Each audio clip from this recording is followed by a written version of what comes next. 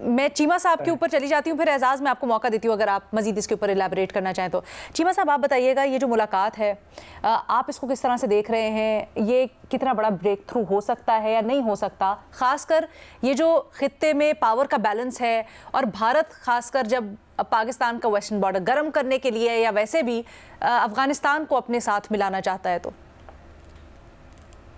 मेरा ख्याल है कि इसकी टाइमिंग बहुत इंपॉर्टेंट है और इसमें चाइना का इन्वॉल्व होना बहुत ज़्यादा इंपॉर्टेंट है कि एक तरफ भारत कोशिश कर रहा है और भारत के साथ ईरान मिलकर कोशिश कर रहा है। यानी कि आप बल्कि ये समझें कि ईरान जो है वो तालिबान और भारत को करीब लाने में एक फैसिलिटेटर का रोल प्ले कर रहा है। अच्छा, आपने कुछ सुना होगा कि पहले एक किसी ज़माने में जिक्र होता था, जब अमरीकी इधर थे तो वो एक क्वेटा शूरा का जिक्र होता था।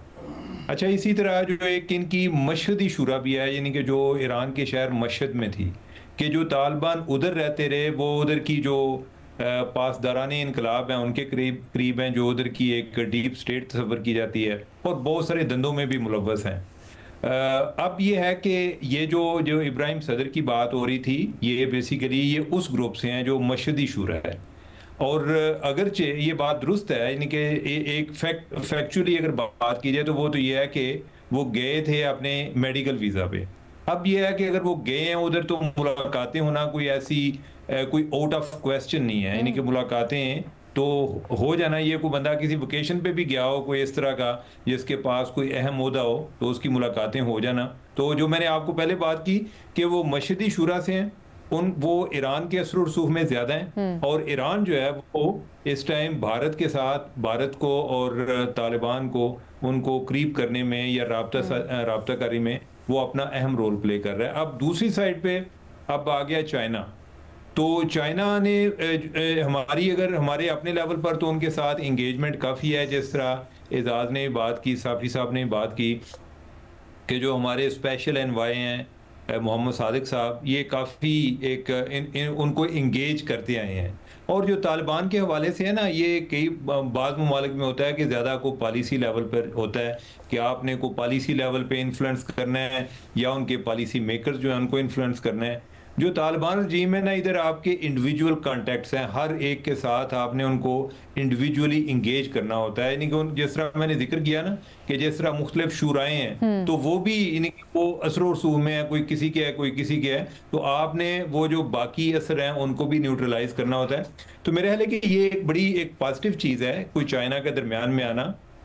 और ये जो आपका सवाल था पहले भी कि क्या इससे इंडिया का असर ज़ाहिर हो जाएगा, ये जो तालिबान है ना उनको इस बात का अंदाज़ा है और वो बाज़ का पाकिस्तान को भी इस मामले में एक्सप्लॉइट करते रहते हैं कि कोई ऐसा मसला हुआ तो कह दिया कि वो हमें तो इंडिया वाले भी कह रहे थे तो लेकिन हमने कहा कि नहीं, हम जो है ना पाकिस्तान के साथ करेंगे। तो वो क्यों चाहेंगे कि वो अपनी एक बार्गेनिंग पोजीशन जो है उसको वीक करें? तो लिहाजा वो चाहेंगे कि दोनों साइड से या उनको जितने लोग इंगेज करते हैं वो उनके साथ इंगेज हों, जितना उनको कोई उससे बेनिफिट मिल सकता है वो उससे फ़ायदा उठाएं। बाकी ये जो पाकिस्तान के और अफ़गानिस्तान के साथ ताल्लुकात का मामला है ओवरऑल, जो कि जिसमें एक वजह निज़ा जो है वो टीटीपी है। तो टीटीपी जो है कि जो एक रीसेटलमेंट का अमल है वो भी शुरू हो चुका है। यानी कि वो जो मेरी इतलात हैं कि उधर कोई लोग इनको उधर अफ़गानिस्तान में रीसेटल कर रहे हैं, जो पहले भी एक टाइम पर प्लान आ रहा था कि इनको गजनी के सूबा में उधर इनको किया जाए। और फिर ये भी हुआ कि पाकिस्तान में कोई टेररिज्म के इंसिडेंट हुए और उसमें कोई ये भी रिपोर्ट हुआ कि उसमें कोई अफगान जो शहरी हैं वो भी मुलव्वस थे। और जो पाकिस्तान ने जब इस मामले में जो तालिबान हुकूमत को बताया, इन्होंने कोई ये भी बताया कि फ़लाँ एरिया है कि जिधर से ज़्यादा लोगों को रिक्रूटमेंट हो रही है, तो उधर जो मुल्ला हैबतुल्लाह उन्होंने फतवा भी जारी किया कि जो बंदा पाकिस्तान में कोई अफगान शहरी जो हैं वो इस तरह के हमलों में मुलव्वस होंगे हम उसको हुक्म अदूली तस्वर करेंगे। तो मेरे ख्याल है कि कुछ चीज़ें बेहतर हो रही हैं। हमें ये नहीं सोचना चाहिए कि इंडिया के साथ उनके ताल्लुक बिल्कुल ख़त्म हो जाएं। हमारा जो एक फोकस ये रहना चाहिए कि इंडिया किसी तरीके से अफगानिस्तान को पाकिस्तान के खिलाफ इस्तेमाल ना करे, बाकी वो अपने मामलात उनके साथ रखे। और इधर जो है चाइना की जो एक पॉलिसी है इंगेजमेंट की और उसका इन दो ममालिक को मिलाना आपस में, पाकिस्तान और अफगानिस्तान को, मेरे ख्याल ये एक that is a welcome step.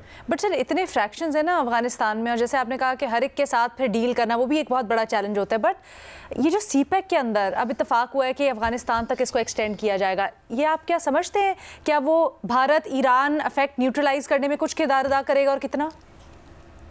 ये डेफिनेटली होगा, यानी कि अगर आप इमेजिन करें ना कि इसमें अफगानिस्तान स्टेक होल्डर बनता है सीपैक के इस प्रोजेक्ट में, वो जो एक्टिविटीज़ अगर बलूचिस्तान में हो रही हैं और उसमें कोई इंडिया किसी तरह फैसिलिटेट कर रहा है या कोई ऐसे लोग के जो अफगानिस्तान से हरकतें कर रहे हैं, तो उसमें तो फिर चाइना भी अफगानिस्तान को इस मामले में कोई प्रेशराइज कर सकता है कि आप अपने एरिया में इन लोगों के खिलाफ एक्शन लें या अच्छा, ये। वैसे मैं ये समझना चाह रही हूँ कि क्या ये बड़ा एक अच्छा स्टेप नहीं होगा, वो एक मिसाल कहते हैं ना बिल्ले को दूध की रखवाली पे बिठा देना। एजाज सैयद साहब, मैं वैसे आपने वो जो रेफरेंस दिया है मेरे ख्याल में डिप्लोमेसी की दुनिया में इस तरह के रेफरेंस शायद इतने सिंपलिस्टिक नहीं होते, लेकिन आप जो पॉइंट आउट कर रही हैं अपनी जगह बड़ा मानी खेज है। मेरे ख्याल में असल बात यह है कि हमारी जो डैमेज हुई है तालिबान के साथ ताल्लुकात, तालिबान को हमने एक रियलिटी के तौर पे तस्लीम नहीं किया। हमने तालिबान को जब भी हम डील करते रहे, हम वही डील करते रहे कि वॉर अगेंस्ट टेरर के दौरान हम इनको सपोर्ट करते रहे और ये हमारे टुकड़ों पर पलने वाले हैं। सो हमारी बैक ऑफ माइंड में ये रहा, और जब उनके पास हुकूमत आ गई तो वो एक हुकूमत के तौर पर अफगानिस्तान के रिप्रेजेंटेटिव के तौर पर हमें डील कर रहे थे। तो ये जो हमारा माइंड सेट था, गलती हमारे माइंड सेट में थी कि हमने रियलिटी को तस्लीम नहीं किया, और फिर हमारे तरफ से अफगानिस्तान के बारे में बड़े सख्त मैसेजेस जाते रहे। इसमें मैं दो शख्सियात को ज़रूर क्रेडिट दूंगा, एक काबुल में पाकिस्तान के जो नाज़िमुल अमूर हैं उनको, और एक पाकिस्तान में सरदार शकीब जो अफगानिस्तान के नाज़िमुल अमूर हैं। दोनों ने मुश्किल वक्तों में बड़ा ही जमकर काम किया है, इनका क्रेडिट इनको देना चाहिए। लेकिन अगेन पॉलिसी जो बड़े लेवल पे पॉलिसी शिफ्ट है, उसका क्रेडिट मैं सादिक साहब को और पाकिस्तान की गवर्नमेंट को देता हूं। मस्त साहब भी कुछ ऐड करना चाह रहे हैं सर, वक्त जरा कम रह गया, जल्दी से शामिल करते हैं। देखिए असल इशू बहुत बड़ा सवाल है और वो खुद अफगान तालिबान के लिए भी, और अफगान तालिबान के अंदर ये बहस भी है कि जब अफगानिस्तान में तालिबान वापस आ गए और हुकूमत हो गई तो उन्होंने कहा कि अब जिहाद ख़त्म हो गया है। ये चूँकि ज़ाहिर है अब उन्होंने एक अचीव कर लिया। जो आपके यहाँ जो इशू है वो ये है कि इतने सालों में कोई अगर आप पहली अफगान जंग से अब तक ले लें तो हज़ारों की तादाद में लोग हथियार के अलावा कोई दूसरी चीज़ जानते नहीं हैं।